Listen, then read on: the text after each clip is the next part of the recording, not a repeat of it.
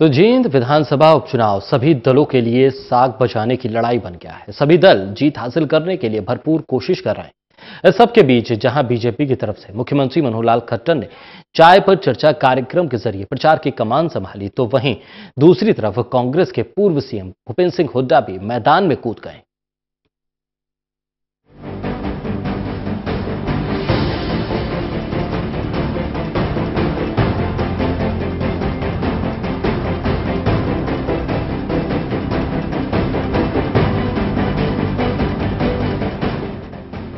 जींद विधानसभा उपचुनाव की जंग में जीत हासिल करने के लिए सभी दल एड़ी चोटी का जोर लगा रहे हैं।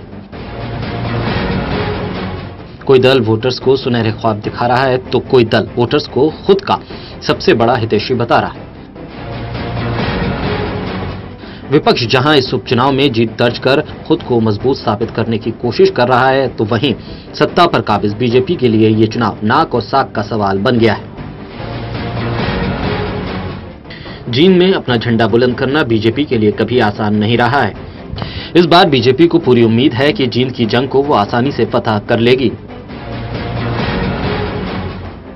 लेकिन कांग्रेस ने रणदीप सुरजेवाला को उपचुनाव के जंग के मैदान में उतारकर सियासी समीकरण ही बदल कर रख दिए। रणदीप सुरजेवाला के मैदान में उतरने से उपचुनाव की जंग जहां बेहद दिलचस्प हो गई, वहीं बीजेपी के लिए ये जंग कठिन हो गई है। आलम यह है कि साग बचाने के लिए खुद मुख्यमंत्री मनोहर लाल खट्टर को मैदान में उतरना पड़ा। आलम यह है कि प्रचार का जिम्मा खुद मुख्यमंत्री ने अपने कंधों पर ले लिया और जींद उपचुनाव में प्रचार का पूरा रोड मैप भी तैयार कर लिया है।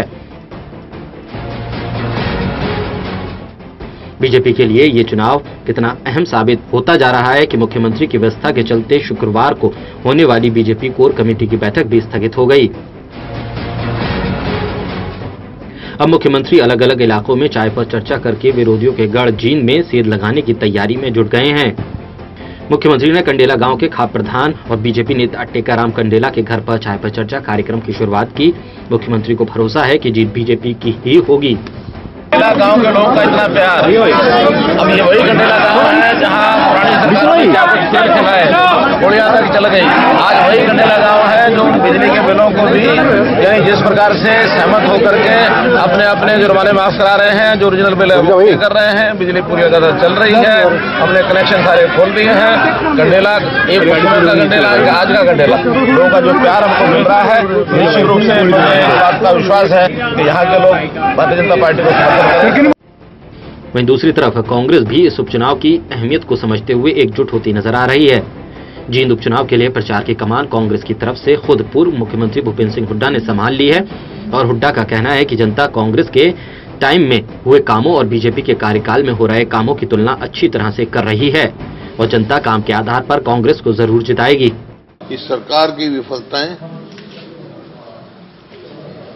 और कांग्रेस सरकार की जो उपलब्धियां थी और हमारे से पहले सरकार की जो चौटाला सरकार की जो विफलताएं थी, वो लोग उनको तोल रहे हैं। उनका कहना है कि जनहित का सरकार कांग्रेस ही पार्टी दे सकती है। उसी के समय में किसान, मजदूर, व्यापारी, कर्मचारी, हर वर्ग जो है संतुष्ट था और इस सरकार से कोई भी वर्ग संतुष्ट नहीं।